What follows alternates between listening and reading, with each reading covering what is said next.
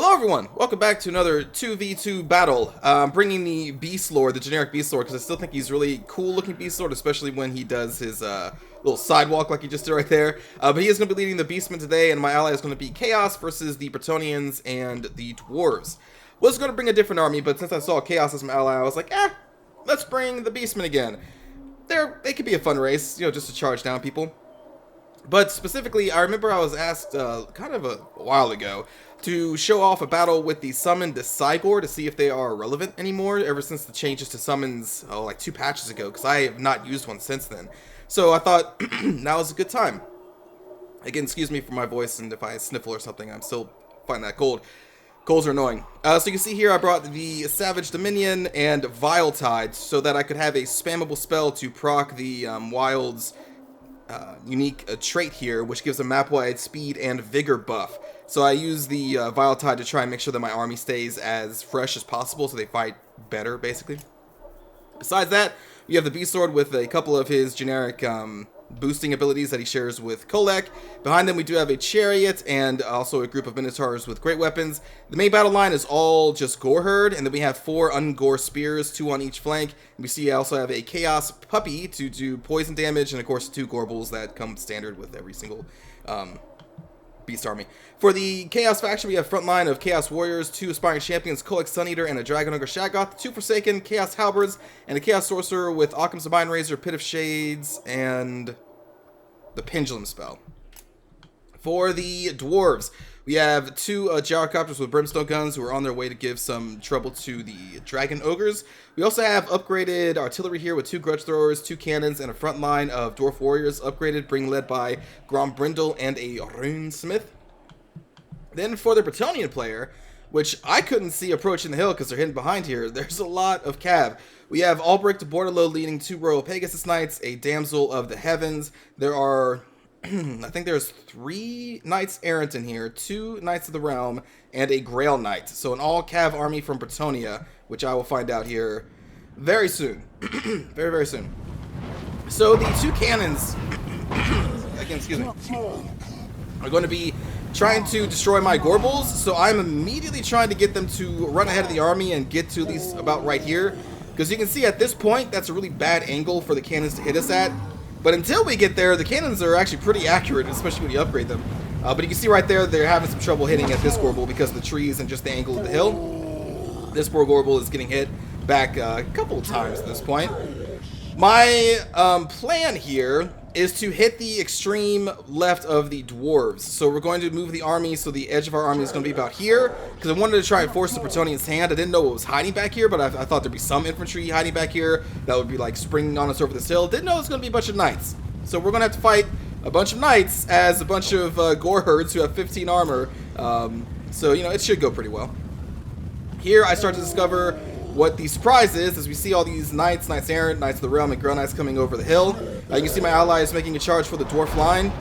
Now, the thing is, the Dwarves don't really have any anti-army here. Oh, here comes the Pendulum spell, by the way. Which does some nice damage against the Dwarf line. And also, it's one of the coolest looking spells. Over here, my Chaos Puppy is going to get caught because I moved him right here, and like a dummy, I forgot to move him out. Was that a Pit of Shades? Yeah, it was. Miscast, maybe? I don't know, barely caught anybody. So here we are, the Knights are going to start charging again. We're going to take a lot of initial damage, but one thing to keep in mind, and why I thought maybe I have a chance at this. The Gore Herds do have a lot of damage. They're not armor piercers, but at least the Knights of the Realm, basically any Knight that's not a Grail Guardian has relatively low armor when it comes to Knights. You can see the Knights Errant only have a 75, well only, but 75 is not 120, The Knights of the Realm, I think, have 80. Grail Knights have 80. But yeah, the only ones that have 120, I believe, are just Grail Guardians. So I thought maybe we have a chance. It's going to hurt on the charge. As you can see here, we take a lot of hit point damage on the charge. But if we can surround them and start dealing some damage to them, then maybe we have a chance. Also, we do still have the Minotaurs' great weapons and 2 Gorbals, which I'm going to rely heavily on. So it's not entirely one-sided, as you may think, because they have low armor. But we got to keep them pinned down. If they get cycle charged on us, like what they're doing right now, then it's a bad story, like what happened here down here with this one Gore Herd against the Knights of the Realm. But right now I'm still trying to get my Gorbals into the fight along with my Minotaurs' great weapons, trying to slow these guys down with the puppies. so we can get in there and then follow through with our infantry. You can see I'm going to put down 2 Gores, or an Ungor and a Gore, to try and finish off this Knights of the Realm. We have them outnumbered, so again, if we can surround, and then our Minotaurs and Gorbals can do some damage, we may have a chance. This Chariot's going to be sent off here, and the Bretonnian player is going to do a good move right here. I thought he was going to commit everything to this fight, but they're just going to peel off one of these Royal Pegasus Knights, charge my Razor Gore Chariots, and stop them dead right there. You can see I gave them move orders to get out of there. They're actually going to get routed right here because of those damn Pegasus Knights. So that was a good move on my ally's part, or my enemy's part. Right here you can see I have now summoned the Cygor, who is now suffering from the Curse of the Midnight Wind. Now they do still have Fear and Terror, so that may come into play later. But for the front line of the Dwarves, you can see these poor Dwarf Warriors, even though they are upgraded, are suffering from just the immense weight of the Forsaken, Chaos Warriors, Aspiring Champions, and Kolek Sun Eater and his Dragon Ogre Shaggoth Bodyguard, who are just wailing on this poor Runesmith. You can see Kolek is almost dead at this point just because the Gyrocopters and I believe the cannons are shooting him. But the thing is, the Chaos Army just kind of plowed through the Dwarven front lines with the help of the spells from the Shadow Lore, and now they're shutting down the very highly expensive artillery that the Dwarf player was trying to protect, so we may have a chance right there. You can see my Chariots getting chased off right there. So after a second round of combat, you can see with the Cygor's help and finally my Gorbals and great Minotaurs, which have suffered a lot of damage, we've actually dealt a significant blow to the Royal Pegasus Knights and these Grail Knights, which is a huge win for us right now. But there are still a lot of Knights coming in, and the whole plan is you just got to kind of stay bunched up and try to keep the pin. So that's what we're going to continue to try and do, getting the Cygor over here, getting these Gorbals over here, who were fighting Albrecht de Bordello, who did charge down to try and snipe my... Oh, no, actually, he's about to try and snipe my Brave Shaman of the Wild because it's kind of isolated back here. See, I'm just kind of casting Volatiles to try and keep that vigor up. So you can see, even after us being charged twice, and now 3 times, and fighting all this time, you can see our army is still in high vigor. They are basically fresh just because of the trait of the Wild Shaman, and him casting Volatile over and over and over again. Back here, some of the routing dwarves are going to come back, but you can see that the Chaos has dealt a significant blow to their artillery. They have routed them all off, leaving only Grom Brindle over here fighting against the Shaggoth. Kolek is still getting shot at by those 2 Gyro Bombers, or Gyrocopters. You can see he is almost dead as he's chasing off the Damsel of the Heavens, which was a good move there, isolating and killing the Damsel, or at least routing her off.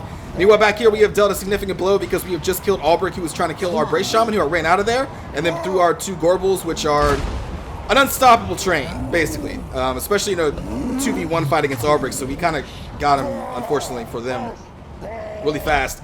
And without the leadership, you can see there are some terrified Knights now because of the Cygor, and they have just taken a lot of damage because we did manage to pin them down for a long time, and as they try to retreat, we get a lot of free hits on them. So we dealt a significant blow there. Kolek, unfortunately, just did die to a, I believe it was a melee charge from the Cygors. Or not Cygors, from the Gyrocopters. And now with a lot of the Knights dealt with, I'm going to send a couple Ungors to keep them busy, and now we're going to pull our Gorbals over here to take out the rest of this army's leadership, which is going to be Grom Brindle. My Chariot comes back, and without those Royal Pegasus Knights getting in on it, it's actually going to be able to make at least 1 charge to these Dwarven lines. Royal Pegasus Knights trying to take out the Dragon Ogre Shaggoth after they had already killed off Kolek, which is a good move, because the Shaggoth is a very scary individual. You see I'm trying to get what's left of my Cygor into this battle along with the 2 Gorbals. And the 2 Gorbals on Grom Brindle, man. Again, they are an unstoppable train. And then the Shaggoth comes in here and he is going to rout due to terror from the Shaggoth and just losses across the field. And so it was a quick, brutal battle. Managed to pin down those Knights enough to damage them heavily. Again, their weakness is prolonged combat. Just because they have a relatively low armor when it comes to Knight. Like, Chaos Knights have 120, right? Demigryph Knights have 120. Reichsguard have 120. You know, like, a lot of Knights in the game have very high armor to rely on. But 75, while high, is not insanely high. You know, like, it's basically a foot squire, which is a little tanky, but not super tanky. But good game to everyone involved, to Smokas, Redshift, and to Seaver. For our kills here, the Beastlord did not honestly see enough action. He got some damage in on only Knights, really, but his buffs were okay. And plus, he's super cheap. So him and this Brave Shaman were only about 2 grand in total, which is not that expensive for a leadership and also a spellcaster. Gorbals, you saw what they did. And I'm really proud of all of the Ungors and Goreherds. It has a low kill count, but these were kills against a bunch of Knights. So the tactic worked. Just swarm them, get in a giant clump. Don't get spread out, because if you spread out against a bunch of Knights, you're just going to get your units isolated and charged to death. Like when my Goreherd did in the very beginning, kind of to the south of the battle, just got isolated and destroyed. But if you get your infantry in a tight formation, you pin those Knights down, you may have a shot. So going into that fight, I thought we definitely could have lost. The Knights cycle charging can definitely destroy core herds and ungors, but it's that tight clump that I think really sealed the deal, assisting the Minotaurs in dealing a lot of damage. 40 kills on those Minotaurs, holy shit. I didn't realize how many Knights they killed, because that was the only force they were fighting, was just a bunch of Knights. Damn. Man, you go, Minotaurs. I just saw him. Anyway, for Seaver here, we have 33 kills on Kolek. The Chaos line was just stronger than the basic Dwarf Warriors, so they didn't have too much of a chance. And the artillery was just kind of overwhelmed very quickly, so it wasn't really able to get its full potential out. And then, of course, you know, the Dragon Ogre Shot got 32 kills. It's really good. For Smoka COH, 22 kills on Grombrindle the White Dwarf. Dwarf Warriors, again, against Chaos Warriors. Even upgraded Dwarf Warriors are not really toe-to-toe against Chaos Warriors, so the writing was kind of on the wall there. The Forsaken, too, just reamed them. Holy shit. Grudge Throwers getting 30 kills, 18 is not bad, and these cannons dealt some damage to the Gorbals, but against two armies that are just charging you, they didn't have much of a chance. The Dragon Ogres just plowed through the front line, and them and their casters just kind of shut down this artillery really quickly. And then for Redshift, we have a lot of kills for their Knights across the board, including Albrecht getting 18 kills before we managed to bring him down. Damsel getting 4 kills somehow. I don't even remember her being in a fight. But yeah, she even managed to get 4 kills, maybe with an offensive spell. So good game to all those involved. I do appreciate seeing a all-Knight army from Bretonnia. It's always a really cool sight to see. And that was a really good move on those Pegasus Knights, shutting down my chariot just like that. I had this whole plan for my chariot to assist my Chaos ally in just crushing those dwarves, but, well, its dreams were cut short. So hope you enjoyed it, and let's go watch a cinematic view of the Beast and Chaos Alliance here. Something I forgot to just kind of mention is how cool it is to have a Lore of Shadows in your alliance, because you can see all of my very fast gore herds. You know, Beastmen are a fast faction already, but top that off with a, you know, Lore of Shadows, we're getting the buff from the allied sorcerers, so that's just also really cool. Getting that speed buff, it's really good. Anyway, let's go watch these brimstone guns.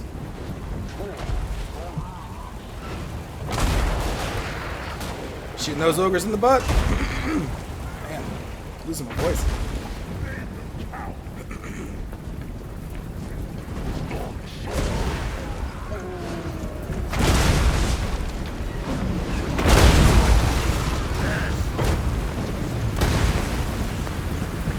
Chaos definitely took the brunt of the enemy artillery.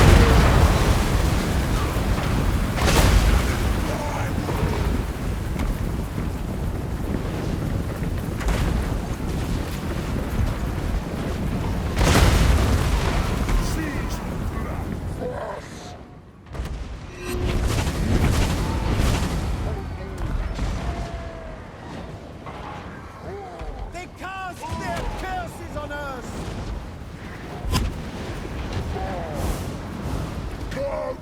I wish Albrecht had at least a unique look.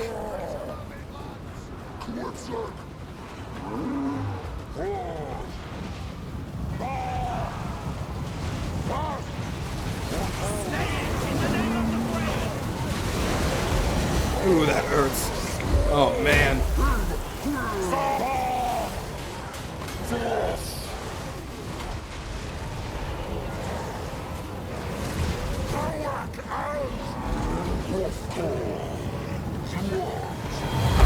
Fast! Philosophy! Dweller! Ak! Dawakas! Fast! Look! Castayes!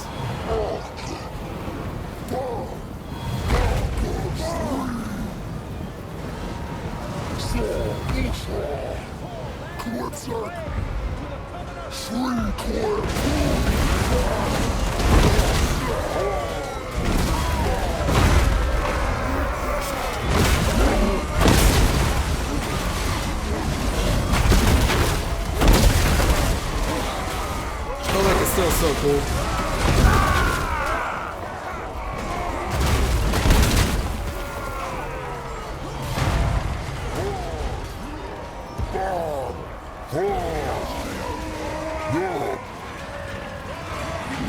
Those damn Pegasus Knights, man. Totally crushed my chariot before I could do anything.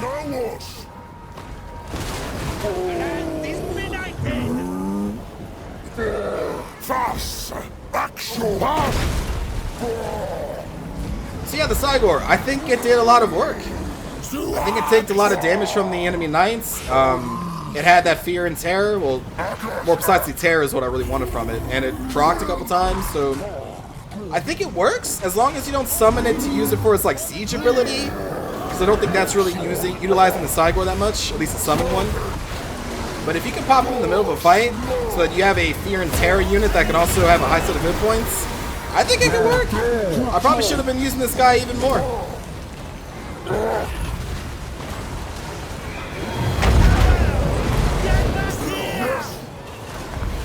Although it's still very expensive. 24 wins of magic, I think. But probably worth it. Just like imagine it being summoned in the middle of a Bretonian line with his fear and terror and just doing his damage. Yeah, like you could probably get a lot of work done. Because there's really not much in the way of terror for the Beastmen besides the Cygor. And is there anything else? Did Chaos Spawn have terror? I don't think they have terror, right? I don't think so. I think the Cygor is the only thing in their army that has terror. Maybe their Manticore that they can summon? Ah, I can't remember.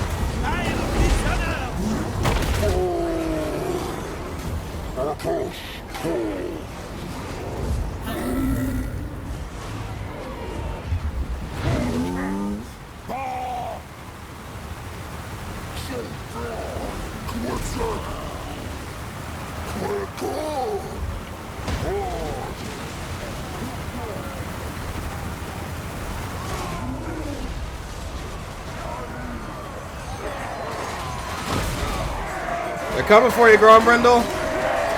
Watch out!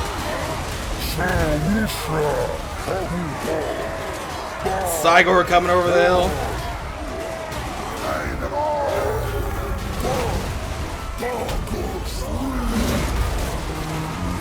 Man, poor Grombrindle.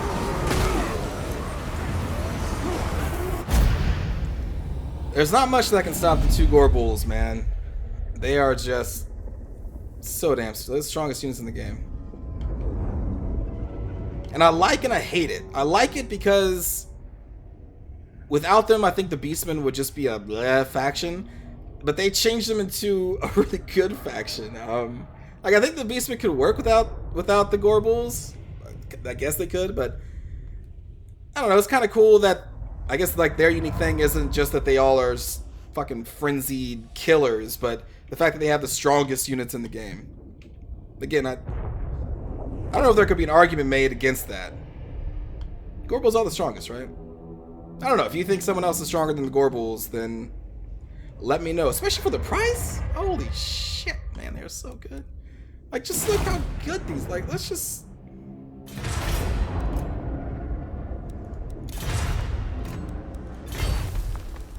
Where are you?